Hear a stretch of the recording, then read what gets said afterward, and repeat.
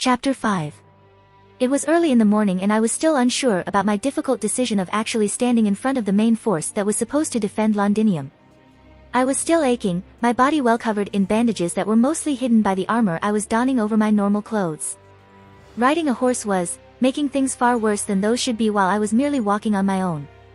The animal was particularly calm, it was well behaved, but still giving some shakes as it patiently waited for my command to move around and, that was making my capacity to think even less than it was a few hours ago. I should have been a goner after falling into unconsciousness, mere instants after the sorceress had left that ruined hall of the castle. Despite winning that battle against that golem and surviving a discussion with Morgan Le Fay, the wounds I had sustained during the fight should have seen me dying for how much extensive those were. My recovery had been possible only thanks to the Magus Guild, the group having offered quality help in keeping my situation stable while the healers took care of my injuries. Some members of the church had been spectating the entire development too, keeping away from disrupting the intensive care I had been subjected to.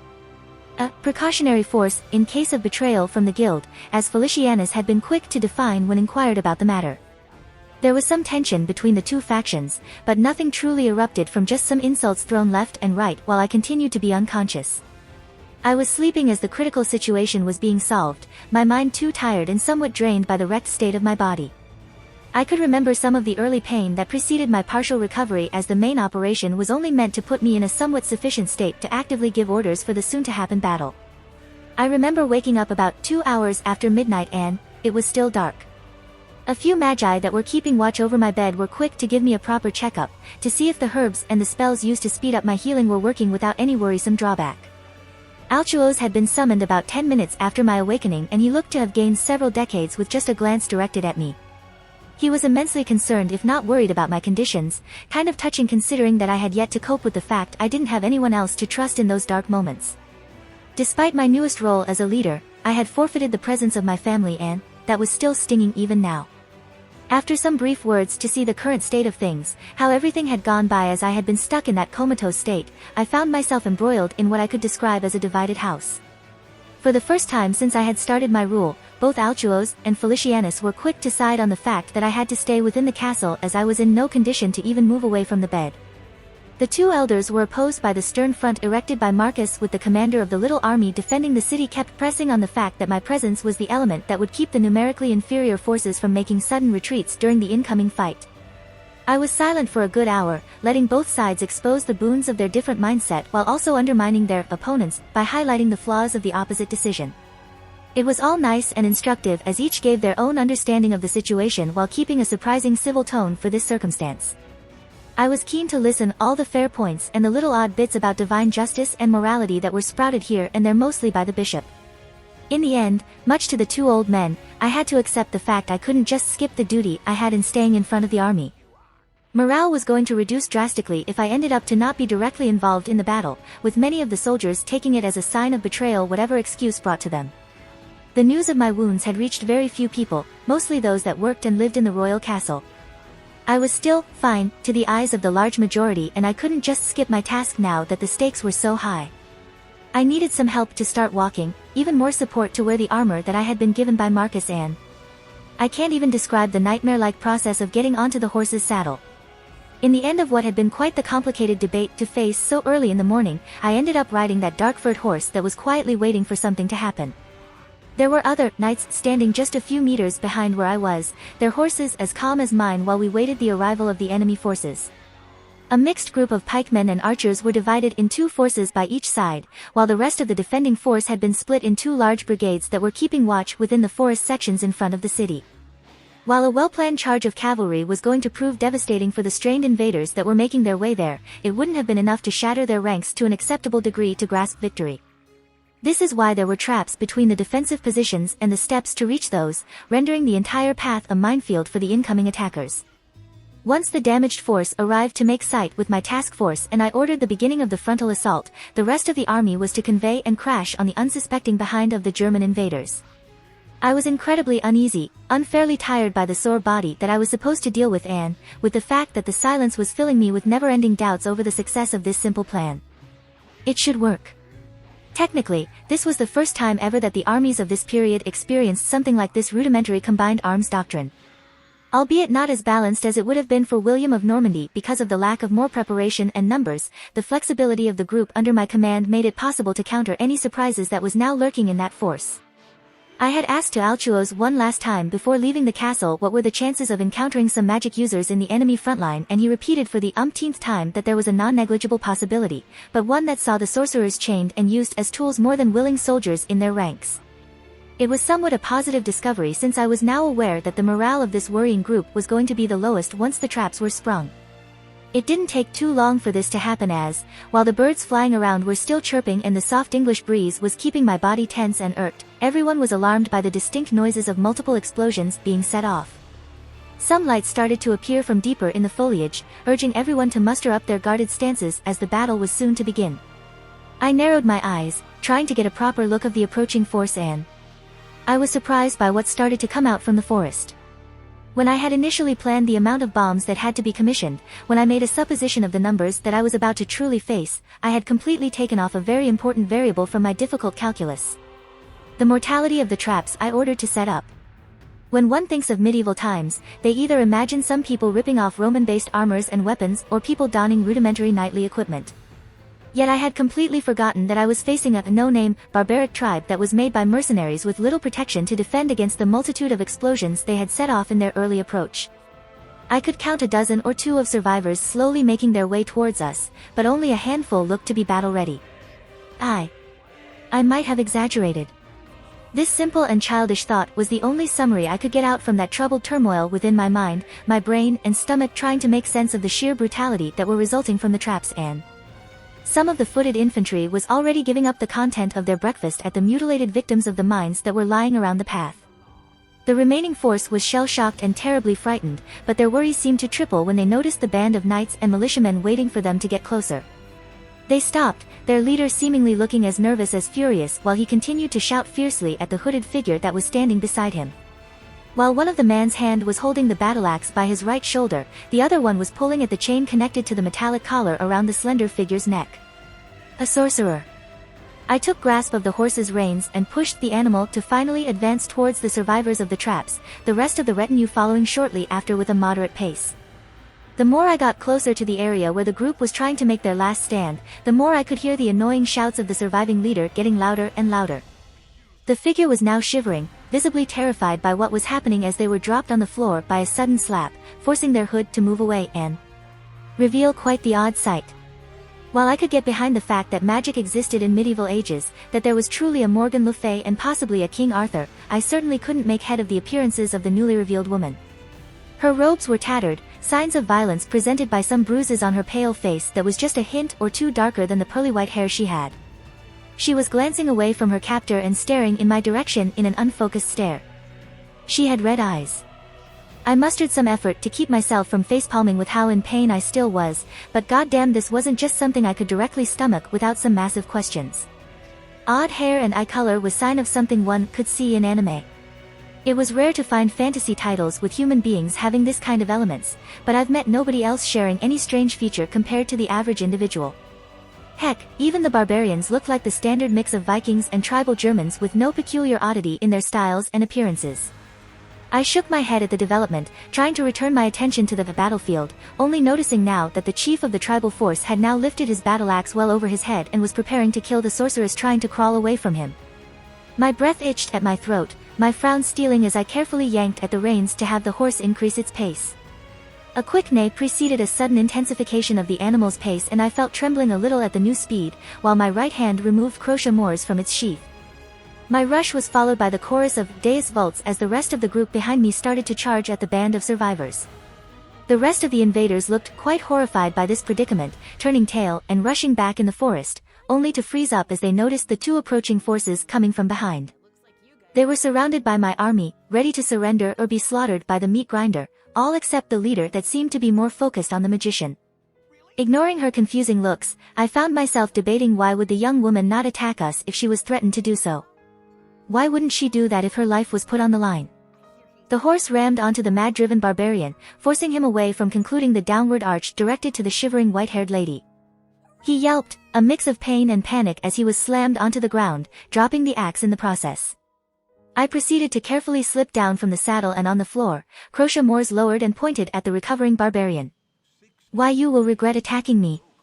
And my father is not here to compensate for your lacking performance, I interrupted sassily, the stress of my bandages urging me to take a less diplomatic approach. Surrender or die. And never. I will never allow you to . I didn't do anything to maim him, yet the leader was either too furious or too stupid to recognize the blade poised over him as he literally lunged into it. I tensed up at the scene, his eyes going wide at the cold realization of what he had just done, slowly crumbling to the floor once again. Why you, but he said that I was going to be king, . A sordid thud signaled the end of his life, my silent expression deafening my entire experience of my first kill. This wasn't a dummy, nor the golem I had obliterated yesterday. This was a human being. A scummy human being, but still alive. I slowly retracted the golden-silver sword out of his chest, letting his body fully fall on the floor as I turned my attention at the blood liquid staining the texture of Crochet Moors. It wasn't jam, it wasn't some special effect. This was blood, real blood. I felt my lungs aching a little bit, the attempt to hyperventilate at the sight and realization of what I've just done was starting to get me fairly uneasy, if not squeamish. The noise of men fighting left and right, with none of the knights loyal to me falling against the highly demoralized troops, was rendered bubbly and incomprehensible as I carefully felt my sight drawn back to the young sorceress now staring at me and holding her hands in a prayer. She was shivering, tears were rolling off her cheeks, and I was unsure what to do about her. She was dangerous, there was no reason to believe otherwise, yet she hadn't attacked the retinue, nor did she try to help her captors around with the ongoing battle. I blinked, my eyes lost in quite the glowing pair of red orbs. And then I sighed. I blame you for making me this sensible to women, Cousin John, that I hope you are cursed with infinite paperwork. I think the little curse backfired, but I guess I should have been expecting to be forced to face some paperwork before the planned celebrations. Everyone, from the simple inhabitants within the city and the soldiers that took part in this not-so-glorious battle, were quick to chant victory over the horde of invaders that had been vanquished from ever threatening the peace of the city castle. Yay, no more oh right, there were still problems. While I had been glad myself of having achieved a victory, albeit one as empty as this one, I still just got some more time to think, plan and improve my fief to stand up to the other issues riddling the Isles. There was also a newer problematic debacle created by the little choice I had to make as the battle drew to an end. The sorceress had been safely escorted to some secure quarters where she will be monitored for a week or two by the Magus Guild in the effort of getting some information out of her. While she had been just an unwilling participant of this brief conflict and I vouched for her harmlessness, her presence did more than just stir some nervousness from the people living in the castle. Felicianus was quite irritated, terribly confused and highly annoying in what had seemed to be an effort to do an appeal to reason. At this point, I'm not even sure if reason is still viable with the crap I'm supposed to deal with. Magic, anime-like girls, what's next? Gandalf? I almost snorted at the fact that Altuos did count as a Gandalf, but my brain was just so embroiled by the content of the various orders, edicts, and decrees that were there to be proclaimed now that I had the victory I needed to levy some legitimacy over the villages located nearby Londinium. The process was going to be a slow one for sure, but now that I was free to move some troops around to free the path to the still isolated settlements, I was sure that success was now a matter of time. Recovery was a must, while expansion further in the unoccupied lands was going to be the prime objective for the first few years. If I wanted to avoid the issues of overpopulation that were soon going to plague the Isles, I needed to create more villages and cities to house the large number of people that was still fleeing from mainland Europe. I was close to fall asleep on that wooden chair, ready to get some nap going before dealing with the duties as a victorious king, for the ceremony planned to happen by lunch. Was I irritated that I would have to give some speeches about what happened today, while also appearing to be as gleeful and happy as everyone else in Londinium? A little bit. But I guess it is more of a fear-induced complication than anything based on true annoyance. I still had to plan out how exactly should I get the remains of those that had died by the traps out from the forest's roads around the city. The bill sure was going to be a tall one from what I felt was going to be the number of dead people lingering there. Just as I prepared to take a nap on that sturdy chair I was resting by, my attention was caught by the distinct sound of someone knocking by the door. I glanced at it and sighed. Come in. Altuos didn't wait for more as he opened the door, stepping inside before closing it behind himself. Your Highness, I see that you are stressing yourself already despite the fact I had told you not to, the elder chided quietly as he proceeded to take several steps toward the desk, taking a seat by one of the free chairs in front of me. I'm trying to keep some bad thoughts out, I hummed tiredly. I'm not exactly finding complete relief by this victory dash. Death is an acceptable part of war, the old man muttered in return. It's a sad element, but a necessary one considering how trying these times are. I thought that there were going to be much more, yet I can't understand why there were so few remaining from that early ambush. Perhaps you have forgotten that we aren't facing a true nation, but a conglomerate of thieves, raiders and other horrible criminals that have little in common in each other, but the sinful manner they go with their lives, Altuos pointed out with a sigh. It wouldn't be difficult to see them, split apart in not-so-friendly ways. I blinked at his words, leaning my back right to the chair as I pondered over his reasoning. The tribes had little cohesion between one another, and this wasn't certainly a coordinated invasion that had a central leadership and some trustworthy armies. It could be possible that they just broke apart the moment their leader decided to go through this march towards Londinium. The sureness in his voice while he died upon my blade was concerning. It sounded just too certain, as if he was aware that there had been more than a good chance of winning this battle without difficulties. But why? Why he had felt so sure about it despite the lack of numerical superiority that he had lost with this rushed advance.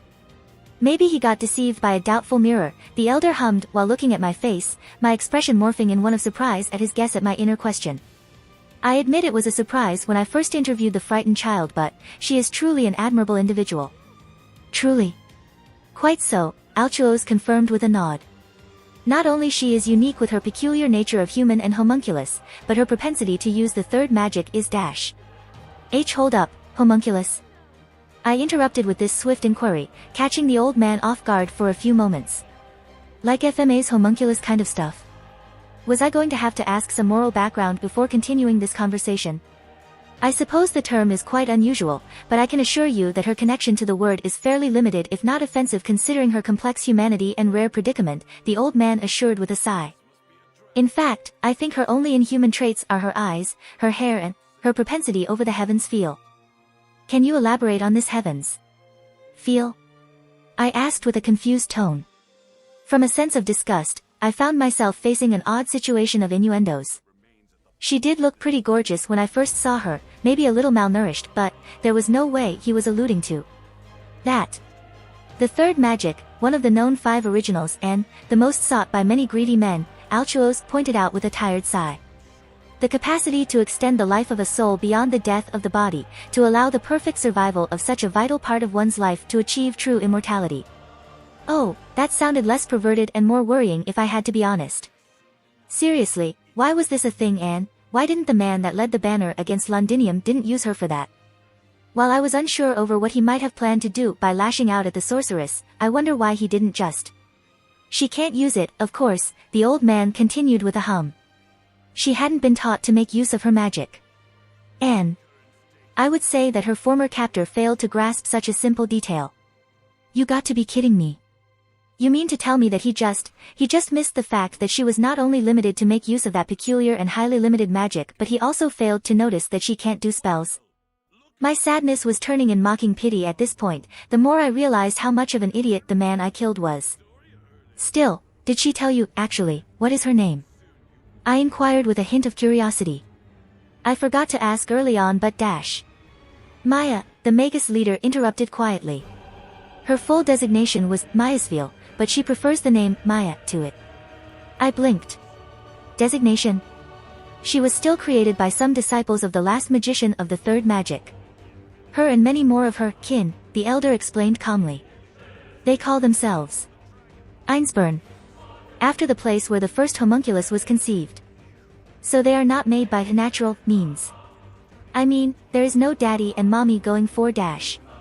And no, Altuos interrupted with some red on his face at the blunt query. They receive skin, soul and humanity via magic.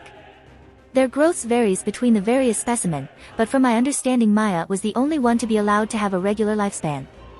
That means she isn't 3 or something like, right? I don't want to deal with the FBI for just moving her around for the guards to take her to her newest accommodations. Indeed. I would say she is 19 right now. That's pretty young to be enslaved by the tribes, I commented quietly. How exactly did she end up under their control? She has yet to tell us about this, Altuos admitted with some embarrassment. We avoided pressuring her too much as we feel like there is some trauma, a bad experience that got her to refuse to give out this kind of information. Yet she was happy enough to dispense this much information. I mused out loud, pondering over this little obstacle behind the full understanding of this individual. I suppose there is a reason behind this open acceptance of giving out this much about herself. The old man blinked, a small smile appearing on his face at my words, causing me to frown. What? I asked curtly, getting a nod from him. Maya has been asking about you, Your Highness, the elder replied quietly. More about your conditions. She mentioned about seeing some bandages over your armor, and she has mentioned having served as a temporary healer for her former lord's house. So she had experience in working in a castle? Probably she had been affiliated to some Latin fief that had survived the barbaric waves shattering Rome's control over Europe. Maybe that's where she was actually captured, when the fief she lived in was taken over. And, wait, what? I can understand the classic healer's worry, but why she asked about me if she knows I'm the king? Perhaps she was fascinated by your chivalrous mannerism, Altuos mirthfully proposed, snorting as I frowned at him. It would be quite deceiving for a maiden when she is treated so regally by a king. It was the only way possible. You could have asked for one from your retinue to help her back to the castle, to be treated as a good prisoner instead of a war one, he shot back quietly, drawing a huff from me. There is no other motivations other than doing the right thing, I said while trying to appear the calmest if not the most serious possible. Not that I was implying otherwise, Your Highness, but people can start quite the conversations about this curious topic. Maybe you should visit Maya's room to dismiss such claims. Wouldn't that intensify the chances of rumors spreading, Altuos? I probed with a frown right at the amused old man. Perhaps, he replied back with a sigh. Or maybe you will end up having someone else to talk to instead of bemoaning to someone like me. Was he trying to say that I was being too whiny? Was that sass I was feeling from the old man? But alas, I think we should focus on the speech you should deliver by lunch, Altuos said to switch the conversation to a newer topic. I assume that you have something to say dash. No. I assume it was the battle, and not the fact you have been wasting time with this new paperwork that was meant to be done tomorrow, Your Highness, he said with a mock-hopeful voice, getting a tired groan out of me. I'm not good at speeches. I find myself opposing this false certainty, my lord, the elder pressed on. While I can provide you with some keywords to use to improvise, I wish for you to at least try to write down something for the next victory. I blinked at his words, kind of surprised at how much our relationship had turned into this friendly bantering. I shrugged. I will give it a try, hopefully, I will not achieve a second victory before dinner. My mind wouldn't handle that. While I do see the signs of a good monarch, I will refrain from consider you someone this much, lucky with successes. Oh Altuos, you sassy old man with wizard powers. If you want to support me, check out my Patreon at https://www.patreon.com/Kaishin. I tend to polls that decide important plot stuff in my Patreon. Many thanks to my awesome patrons. Yamatancho. Yuki. Search 1301.